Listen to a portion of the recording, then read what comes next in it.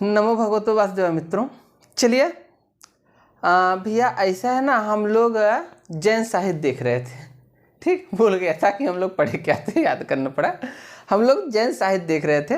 अगर साहित्य हिंदी साहित्य की बात की जाए तो उसमें हम लोग जैन साहित्य देख रहे थे और जैन साहित्य के बारे में हम लोगों ने जान लिया था। आज हम लोग जैन साहित्य के कवियों के बारे में जानेंगे ना। तो अब भैया अगर आप साहित्य पढ़ रहे हैं तो ये आपका दायित्व बनता है कि आप वीडियो को लाइक और शेयर करें, सब्सक्राइब करें, चैनल को ढेर सारा फैलाएं। या आपके पास से निकलकर अगर एक सर जी का इतना नाम हो सकता है तो आप उसके पीछे से उसमें पीछे हटने वाले नहीं है, ये मुझे विश्वास है, भरोसा है। ठीक, चलिए भैया चलते हैं बिना समय ले हुए। आज हम लोग जैन साहित्य के पहले कवि के बारे में देखेंगे भैया। तो पहले कवि कौन है भैया? जैन साहित्य के देवसेन जी। कौन है भैया? देवसेन जी हैं ना। इन्हें जैन साहित्य का पहला कवि माना जाता है। अच्छा ध्यान दीजिएगा, देवसेन जी ने भैया श्रावकाचार की रचना किया था। श्रावकाचार किसकी रचना किया था? श्रावकाचार की रचना किया था। अच्छा ये जो श्रावकाचार है भैया, ये जैन साहित्य का पहला ग्रंथ माना जाता है। क्या माना जाता है?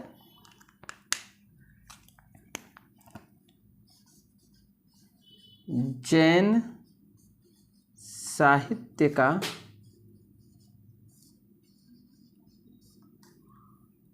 पहला ग्रंथ।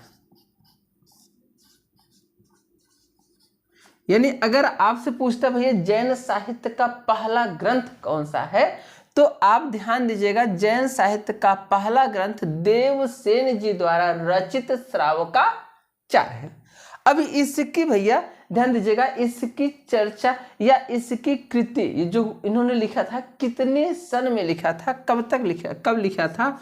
तो 933 ईस्वी। कब लिखा था भैया? तो 933 ईस्वी में इन्होंने लिखा था। यानी श्रावकाचार की रचना, ये जो श्रावकाचार ग्रंथ दिख रहा है, श्रावकाचार की रचना 933 ईस्वी में हुआ था। ठीक, अच्छा अब अगर देवसेन जी की बात की जाए ना, ठीक, तो देवसेन जी आप लिख सकते भैया देवसेन जी।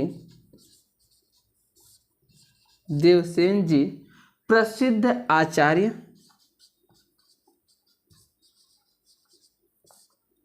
प्रसिद्ध आचार्य, कवि, कवि छींक आने वाली थी, रुक गई। कवि वह उच्च कोटि के, उच्च कोटि के चिंतक थे।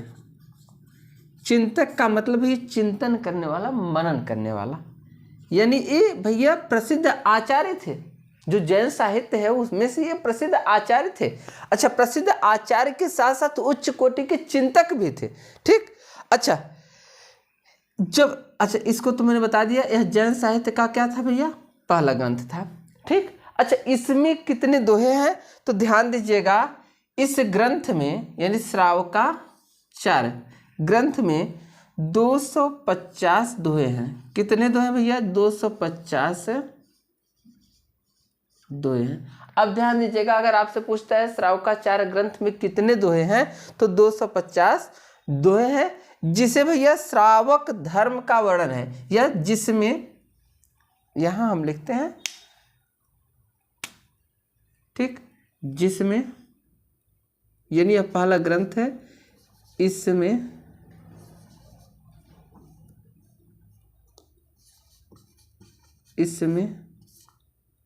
श्रावक धर्म का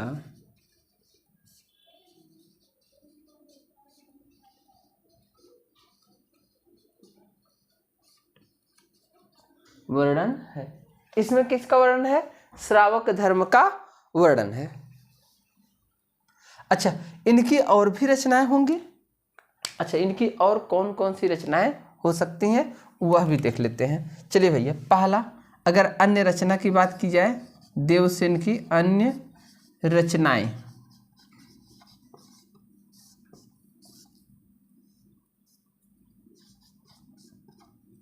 अन्य रचनाएं। तो अन्य रचना में पहली रचना होगी भैया दव्य सहाव प्रकाश। दव्य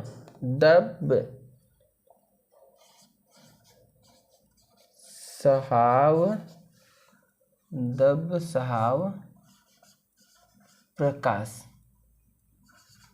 दव्य सहाव प्रकाश। अच्छा ध्यान दीजिएगा, ये जो दव्य सहाव प्रकाश है भैया, इसी का नाम यानी दव्य सहाव प्रकाश का ही नाम क्या रखा जाता है? द्रव्य स्वभाव प्रकाश। अच्छा, ये जो इसका हिंदी रूपांतरण हो द्रव्य स्वभाव प्रकाश है, ऐसा क्यों है? क्यों इसको दव्य स्वभाव प्रकाश? यह जो है भैया किस भाषा में लिखी गई थी? तो अपभ्रंश भाषा में लिखी गई थी, इसलिए इसका नाम ऐसे है, अपभ्रंश भाषा। अपभ्रंश भाषा, ये अपभ्रंश भाषा में लिखी गई थी भैया, इसलिए इसका नाम ऐसा पड़ता है। दूसरा है भैया आपका लघुनय, ये पहला आपका था। दूसरा है लघुनयन, लघुनय केवल लघुनय चक्र, लघुनय चक्र। तीसरा है ये आपका, तीसरा है दर्शन सार। दर्शन सार, ये जो दोनों रचनाएं भैया एक किसमें है? हिंदी में है। ध्यान दीजिएगा, ये इनकी अपभ्रंश की रचना थी और ये किसकी है? हिंदी की रचना है। इस चीज को आप विशेष ध्यान दीजिएगा। अगर चौथी रचना की बात करेगा भैया, चौथी रचना है सो मई कहियों सार। कहियों सार, कहियों माने कहूँ, सो मैं कहियों सार, ये इनकी क्या है भैया? चौथी रचना है। एक रचना इनकी और थी भैया, जिसे कहा था जो जिड़। सब अपभ्रंश है, ये सब क्या है? अपभ्रंश है। जो जिड़ सासड़ भसियो,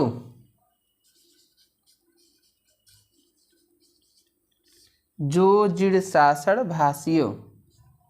ठीक, ये हो गया भैया आपके, कौन हो गए? श्रावकाचार्य जी। ठीक, एक बार इनका स्क्रीनशॉट लीजिएगा भैया।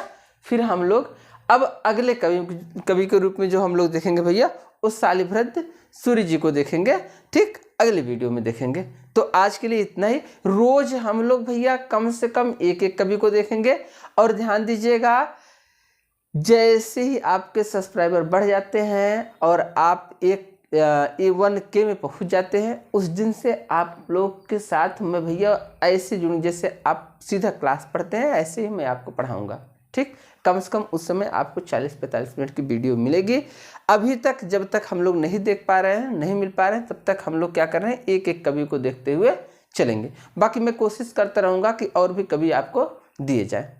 आज के लिए बस इतना है भैया। सभी लोगों को ढेर सारी शुभकामनाएं, बधाइयाँ। नमो भगवते वासुदेवाय। धन्यवाद भैया।